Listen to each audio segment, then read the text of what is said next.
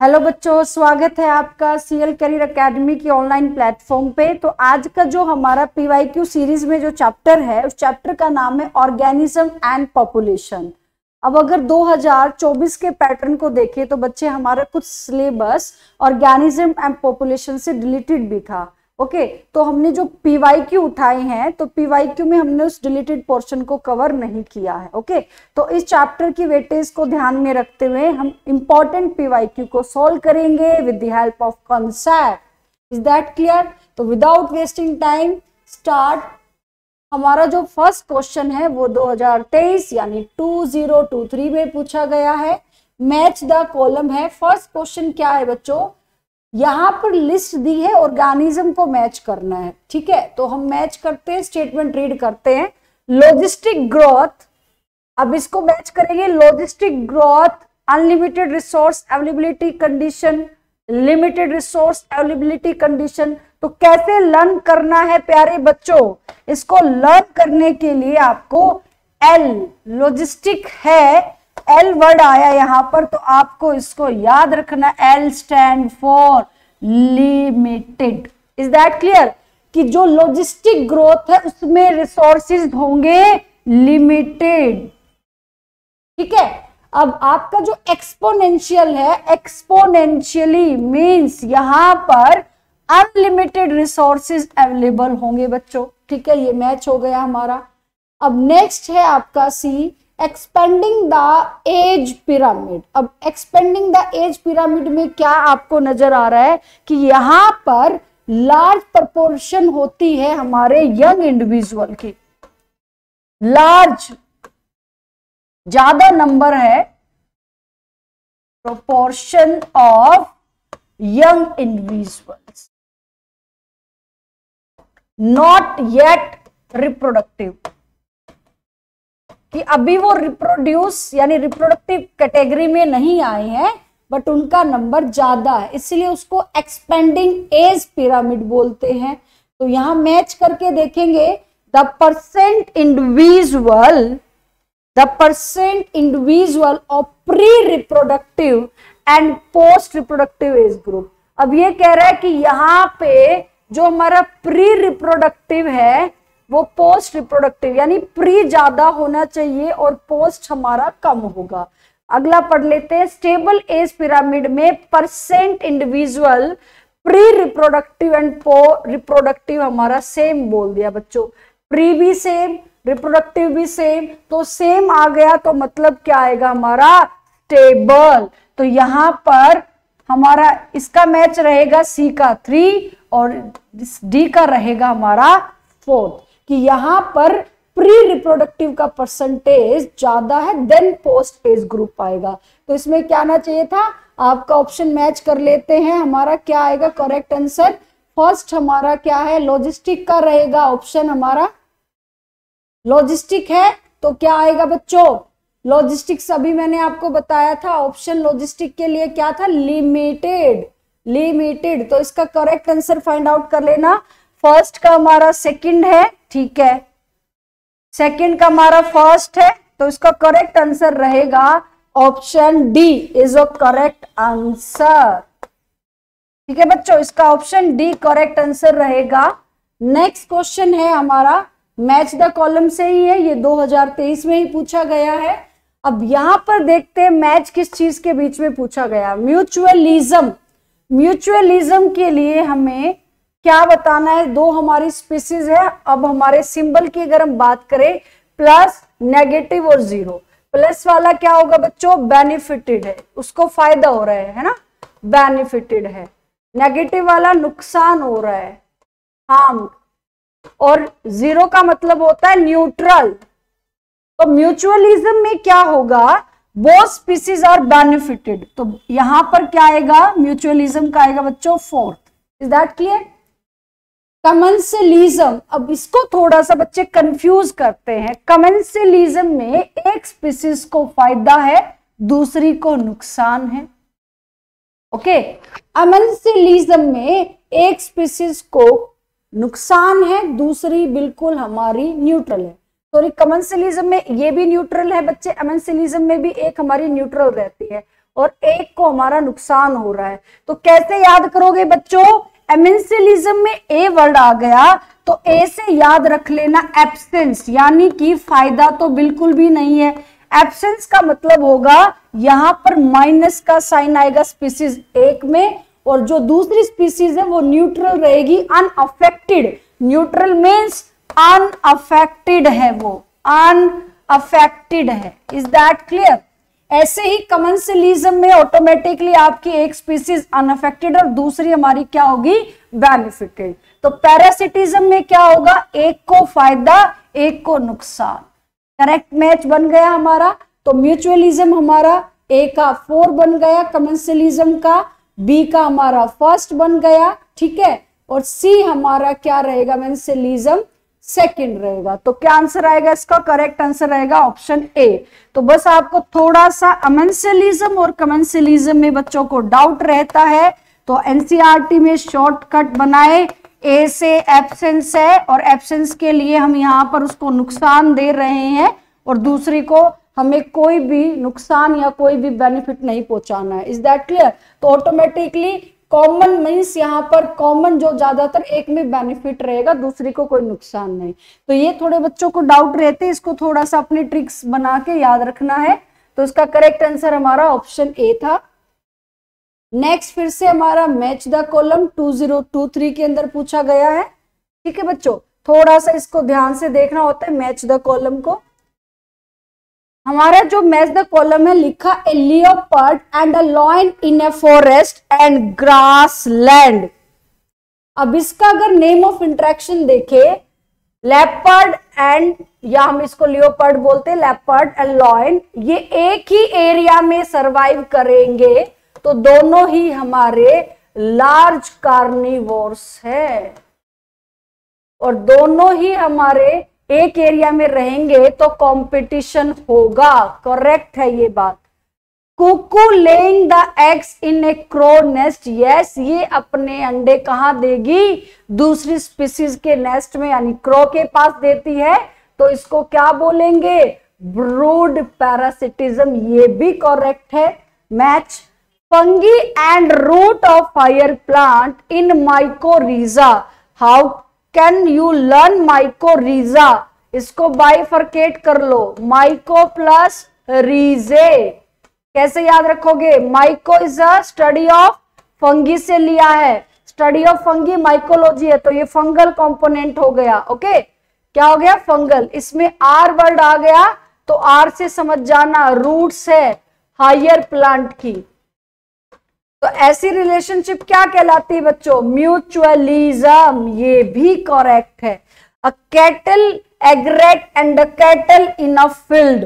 अब इसमें क्या होगा, हमारी जो कैटल है उसको कोई फायदा नहीं है, अनअफेक्टेड है, बट जो कैटल एग्रेट है वो इंसेक्ट को ट्रैप कर लेते हैं, है ना। तो इसमें एक को फायदा मिला है और एक हमारी अनअफेक्टेड है, तो क्या रहेगा, कमेंसलिज्म। तो इसका करेक्ट मैच आपको पता चल गया, यही इनके करेक्ट मैच है। इनके रिस्पेक्टिव वाला ऑर्डर हम देख लेंगे ऑप्शन में। तो हमारा ऑप्शन जो है, आपको थोड़ा सा इसको और हम स्मॉल साइज में ले लेते हैं, तो क्या आएगा बच्चे, हमारा ए हमारा फर्स्ट, बी हमारा सेकंड, सी हमारा थर्ड, डी हमारा फोर्थ। तो इसका करेक्ट आंसर रहेगा option D is a correct answer. Next question जो है हमारा क्वेश्चन 4, वो क्या है देखते हैं। Plants offer reward to animal in the form of pollen and nectar and the animal facilitate the pollination process। अब यहां पर पोलन और नेक्टार फ्लोरल रिवॉर्ड है, लालच दे रहे हैं ये इनको एनिमल्स को, है ना। अब एनिमल क्या करेगा, जब इसको एज ए नरिशमेंट पोलन और नेक्टार मिल रहा है, तो एनिमल पॉलिनेशन को लीड करता है। तो ये एग्जाम्पल किससे रिलेटेड है, मेंसलिज्म, कंपटीशन, हमारा कमेंसलिज्म, म्यूचुअलिज्म, दोनों एक दूसरे को फायदा पहुंचा रहे हैं बच्चों, है ना। तो वो बदले में फ्लोरल रिवॉर्ड दे रहा है प्लांट्स, और एनिमल उसका पॉलिनेशन कर रहा है। तो करेक्ट आंसर क्या होना चाहिए? Mutualism. Is that clear? Mutualism में दोनों स्पीसीज को फायदा मिलता है, दोनों स्पीसीज को क्या मिलेगा? फायदा मिलेगा। ओके, तो करेक्ट आंसर रहेगा ऑप्शन डी। नेक्स्ट जो है हमारा क्वेश्चन स्टेटमेंट बेस है। Gauss competition exclusion principle, most important PYQ है ये। गॉस हमारे साइंटिस्ट थे, उन्होंने एक्सक्लूजन प्रिंसिपल दिया।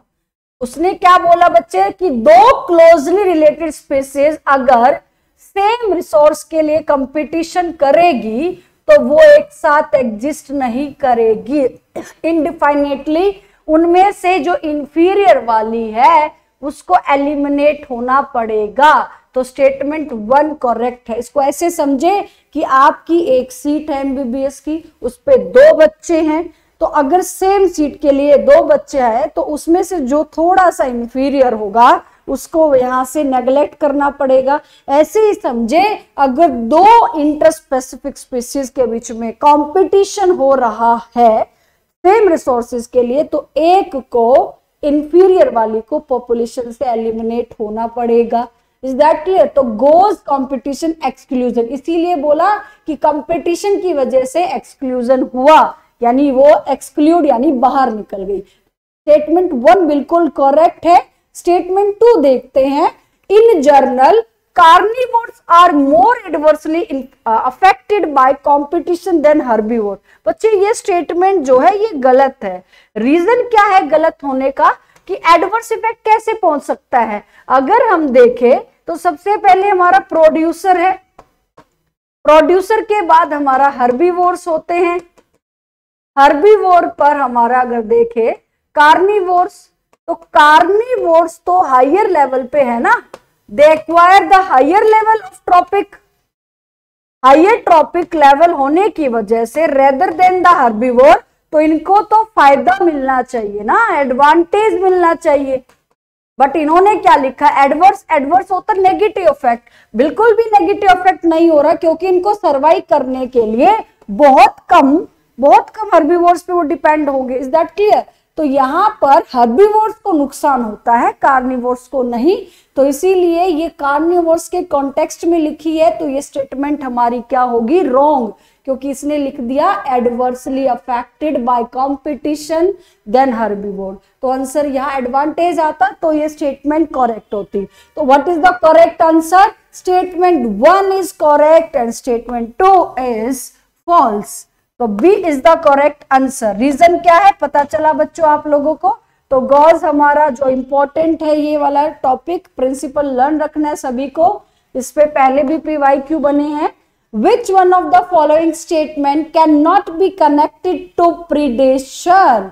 अब यहां पर क्या है कि प्रीडेशन के लिए, अगर हम प्रीडेशन की बात करें तो एक स्पीसीज को फायदा और एक को नुकसान हो रहा है। पैरासिटिज्म एंड प्रीडेशन में अगर हम बात करें तो यहां पर स्टेटमेंट 1 क्या कहती है? It help in maintaining the species diversity. ठीक है, प्रीडेशन यानी अगर प्रीडेटर और प्रे का रिलेशनशिप नहीं होता तो हमारी स्पीसीज डाइवर्सिटी मेंटेन नहीं हो पाती। तो ये बिल्कुल करेक्ट है। It might lead to extinction of species, बिल्कुल करेक्ट है। कैसे?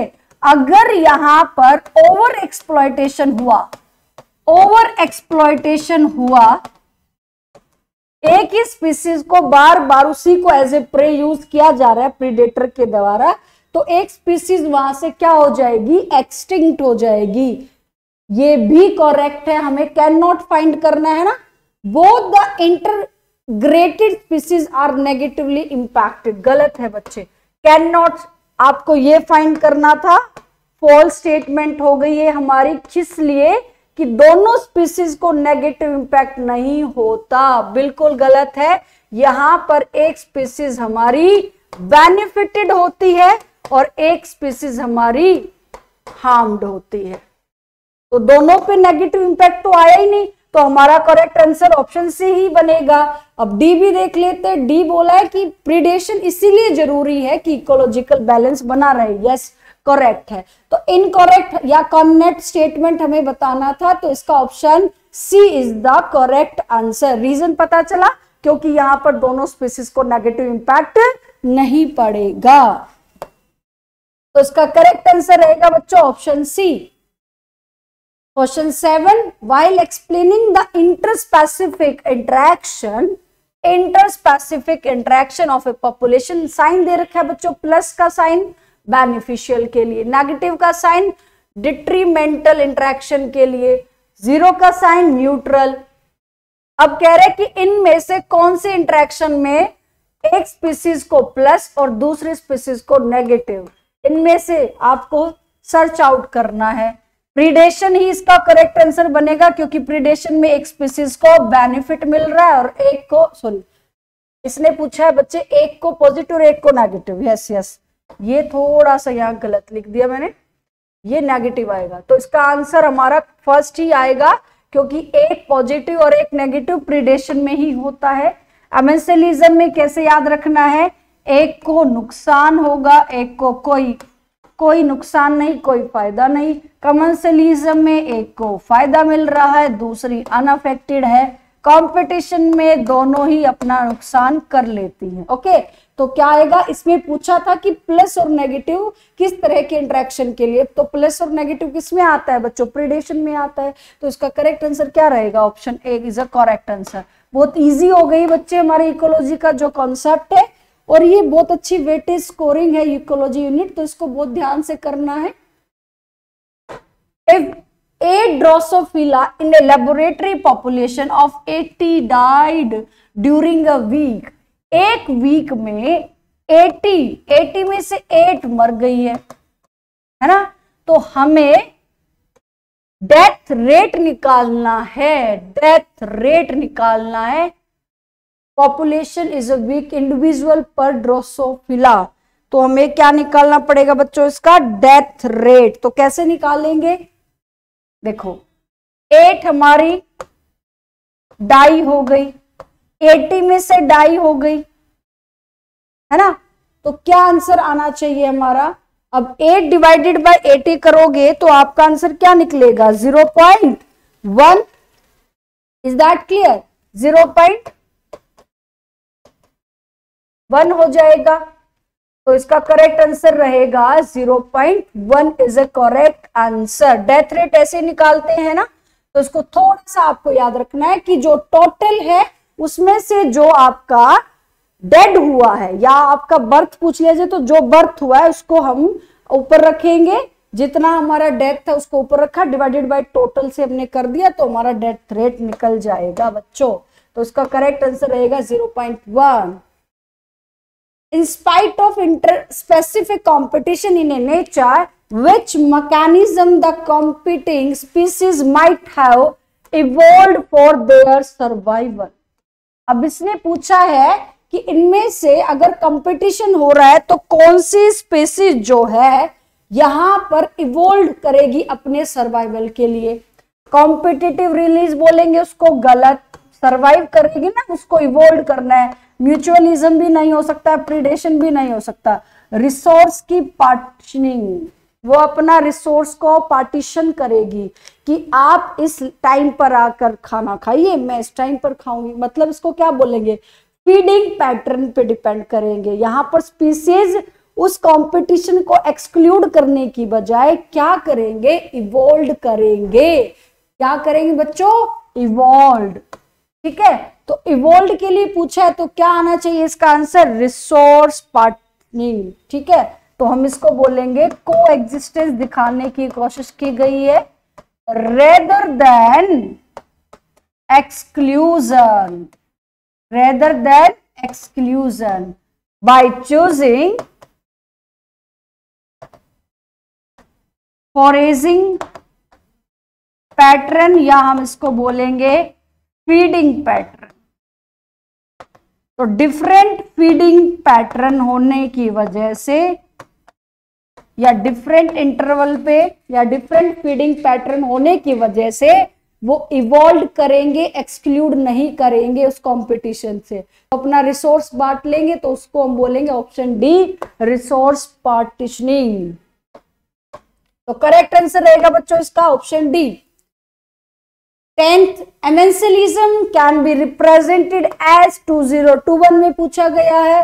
तो यहां पर आपको फिर से ए बोल रही हूं, तो इसको याद करने का यही तरीका है बच्चों, क्योंकि कमेंसलिज्म को और एमेंसिलिज्म को हम कंफ्यूज करते हैं।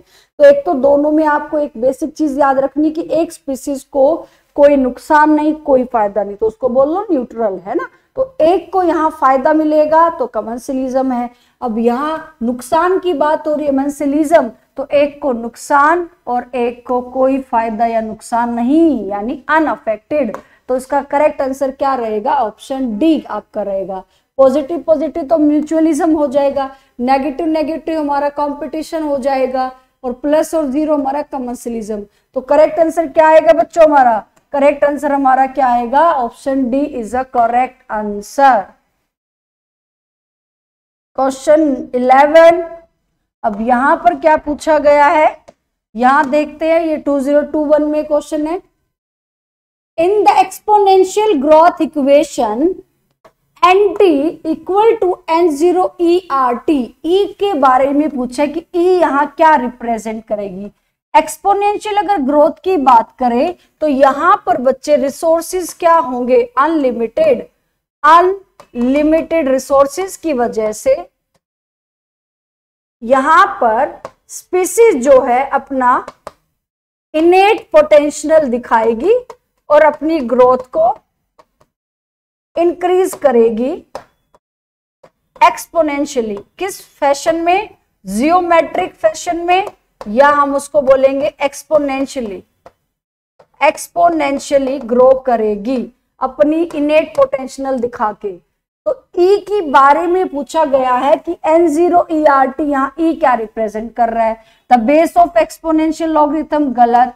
The base of natural logarithm, e क्या होता है, the base of natural logarithm. अगर हम एक्सपोनेंशियल ग्रोथ कर्व की बात करें तो यहां पर स्पीसीज का जो ग्रोथ है अनलिमिटेड रिसोर्सेज की वजह से जे शेप कर्व बनेगा बच्चों। क्या बनेगा, जे शेप कर्व बनेगा। तो ये जो स्टार्टिंग फेज है इसको हम क्या बोलेंगे, लैग फेज, और ये वाला एक्सपोनेंशियली ग्रो करेगा तो उसको क्या बोलेंगे, लैग। तो यहां पर हमारा क्या रहेगा, dn बाई में dt is equal to rn, और अगर हम उसको लॉगरिथम में कन्वर्ट करेंगे तो हमारी इक्वेशन क्या रहेगी, nt is equal to n0 ERT। Okay, n0 की पावर ERT।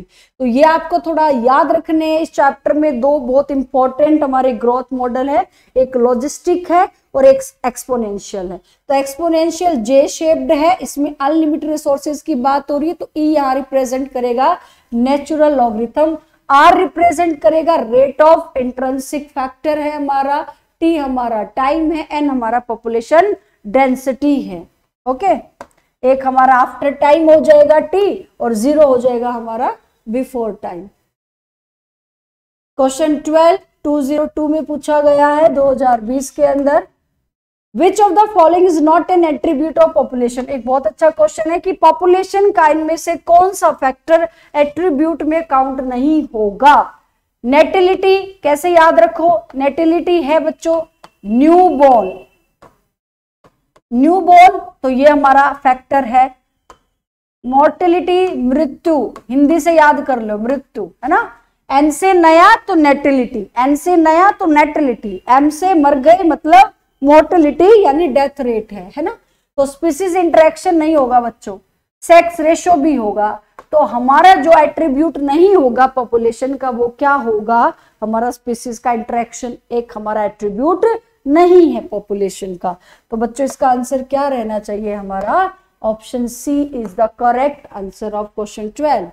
नेक्स्ट है क्वेश्चन 13, 2020 कोविड के टाइम का क्वेश्चन है, ठीक है। अब यहां पर मैच द कॉलम है हर्बीवोर्स प्लांट। अब हर्बीवोर्स प्लांट कैसे रिलेशनशिप में आते हैं, प्रीडेशन एंड प्रे की टाइप में आते हैं।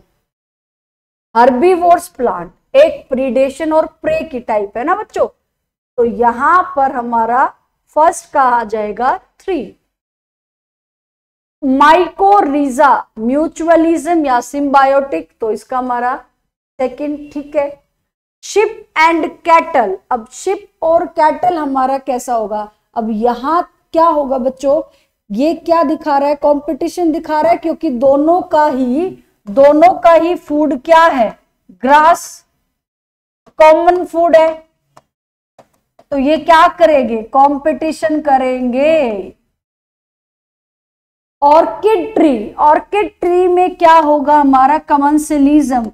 वाई, क्योंकि ऑर्किड एक हमारा एपीफाइट प्लांट है, तो इट अटैक या इट सर्वाइव ऑन, किस पे सर्वाइव कर रहा है ये, मैंगो पे, एपीफाइट है, तो अब उस मैंगो के प्लांट पे उससे नरिशमेंट लेगा, मैंगो को कोई फायदा या नुकसान होगा नहीं, तो इसका आंसर क्या आएगा, कमेंसलिज्म। तो हर्बीवोर्स अगर हम मैच करें यहां पर तो बच्चों क्या रहेगा हमारा, फर्स्ट का 3 है, ठीक है, सेकंड का हमारा 2 है ही, थर्ड हमारा 4th है, फोर्थ हमारा फर्स्ट है, तो करेक्ट आंसर क्या हो जाएगा हमारा, option A is a correct answer. तो पहले आपको अपने पेपर में यहां पर मैच करना है, देन उसको बहुत अच्छे से आइडेंटिफाई करना है। बच्चे क्या करते, पहले इधर ही देख लेते हैं आगे पीछे, अरे वो तुक्का बाद में लगाओ ना, पहले 1-2 से तो मैच करके देखो, अगर आपके 1-2 भी मैच हो रहे तो फिर आपको आंसर मिल जाएगा। नेक्स्ट क्वेश्चन है हमारा, the impact of immigration, emigration नहीं है ये, इमिग्रेशन है, पॉपुलेशन डेंसिटी पे क्या इफेक्ट पड़ेगा। देखो बच्चों कैसे याद रखना है, आई वर्ड आ गया तो आई मींस ऐड हो रहे हैं, आ गए, इन एंटर हो गए हैं, एंटर हो गए यानी बाहर से हमारी कोई स्पीसीज आ गई तो पॉपुलेशन में फायदा ही होगा ना। नुकसान कब होता है, जब यहां पर ई वर्ड होता, emigration means E stand for exit, कि पॉपुलेशन से बाहर निकल रहे हैं तो पॉपुलेशन डेंसिटी में नुकसान होता। तो यहां पर इसका इंपैक्ट पूछा गया है, तो वो आए हैं तो हम उनका वेलकम करेंगे, और वेलकम होगा तो फायदा मिलेगा, फायदा के लिए प्लस का साइन होगा, ठीक है। तो ए गलत है हमारा, बी हमारा गलत है, तो करेक्ट आंसर क्या रहेगा, positive, C is a correct answer. तो आपको ऐसे मार्क करना है, इन आना, ई जाना, ठीक है बच्चों। 15 हमारा मैच द कॉलम है, 2019 में 2019 में पूछा गया क्वेश्चन, सेप्रोफाइट। अब सेप्रोफाइट क्या होते हैं, जो डेड ऑर्गेनिक मैटर पे डिपेंड करते हैं। डेड यानी कि अब यहां हम क्या बोलेंगे, decomposition of dead organic matter, इसका हमारा ऑप्शन 2 आएगा। पैरासाइट क्या है, पैरा लिविंग पर, अब वो लिविंग प्लांट भी हो सकता है और एनिमल भी हो सकता है, बहुत इजी क्वेश्चन है बच्चों ये। लाइकन क्या होता है, इसको लीचन भी बोल लेते हैं कई बच्चे, lichen is a symbiotic association between algae and fungi. अब फंगी के कंपोनेंट को क्या बोलते हैं, माइकोबायोन्ट, एल्गी के कंपोनेंट को क्या बोल रहे हैं, फाइकोबायोन्ट, ठीक है। अब क्या रह गया हमारा, माइकोरिजा। माइको वर्ड फंगी का कंपोनेंट है, आर से हमने रूट्स निकाला, ये रूट है, ये फंगी है, तो फंगी और रूट की रिलेशनशिप ये हमारा फर्स्ट हो। तो हमारा जो डी का देख लो बच्चों, हमारा ए हमारा सेकंड है, बी हमारा थर्ड है, ए हमारा सेकंड है, बी हमारा थर्ड है, सी हमारा फोर्थ है और डी हमारा फर्स्ट है। तो करेक्ट आंसर क्या रहेगा बच्चों, हमारा option D is a correct answer. Next question देखते हैं बच्चों, नेक्स्ट क्वेश्चन क्या है, नेक्स्ट हमारा 16, नेटेलिटी रेफर्स टू, 2018 में पूछा गया है बच्चों। नेटेलिटी कैसे याद रखना है, नए आ गए, नए आ गए, नए आ गए मतलब जन्म हो गया, नए आ गए, न्यूबॉर्न।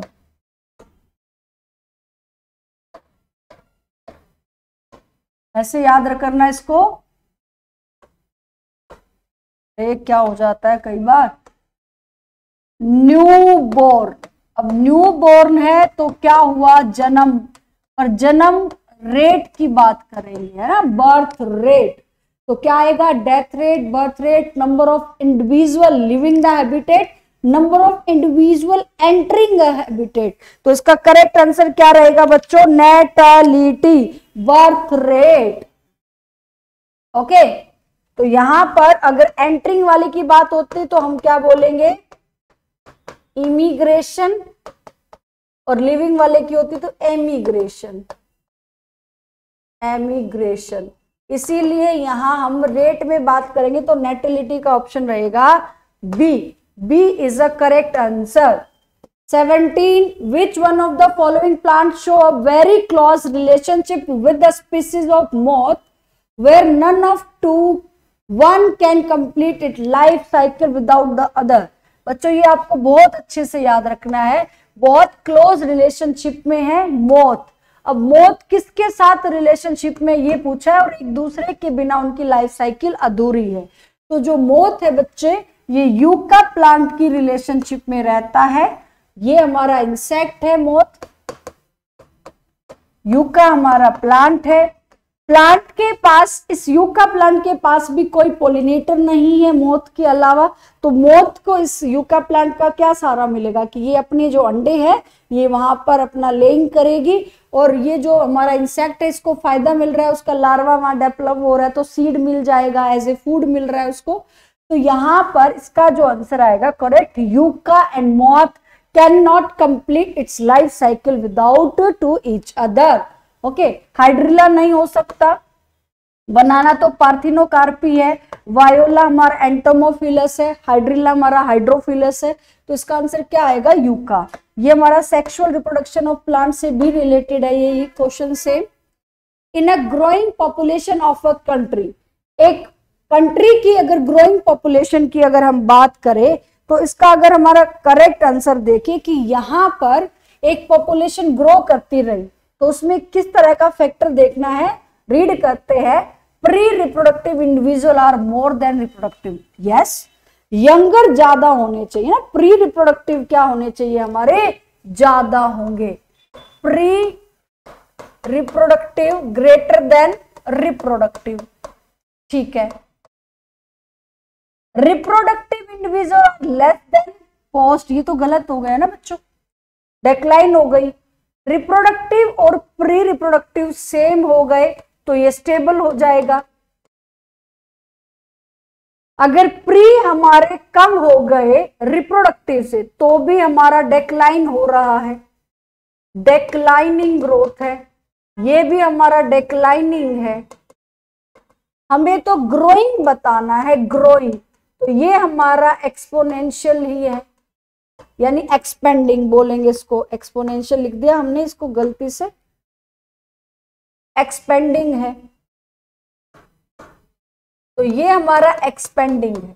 इसका आंसर हमें ग्रोइंग के पर्सपेक्टिव में देना है। तो पॉपुलेशन की अगर हम बात करें तो हमारे तीन कर्व, हमारे जो तीन पिरामिड की फॉर्म में बनता है, एक्सपेंडिंग, स्टेबल एंड डेक्लाइनिंग। ये दोनों स्टेटमेंट हमारी बी और डी डेक्लाइनिंग है, क्योंकि इसमें क्या बोल रहा है कि प्री यहां पर कम है रिप्रोडक्टिव से, तो क्या फायदा, हमारी ग्रोथ रुकेगी, है ना। अब हमारे रिप्रोडक्टिव भी कम है, पोस्ट रिप्रोडक्टिव ज्यादा हो गए तो भी हमारा डेक्लाइनिंग है, बट अगर उनका नंबर सेम हो गया तो स्टेबल है। ग्रोइंग के कॉन्टेक्स्ट में हमारा प्री ज्यादा होना चाहिए रिप्रोडक्टिव से। और इसका अगर पिरामिड का शेप देखें तो इसका शेप ऐसे बनेगा, और इस शेप को हम क्या बोलते हैं? Upright, upright and triangular shape, triangular shape. Declining का हमारा शेप क्या हो जाएगा? अर्न शेप, है ना। स्टेबल का हमारा क्या हो जाएगा? Bell, inverted bell, bell shape. Is that clear? तो ये तीन हमारे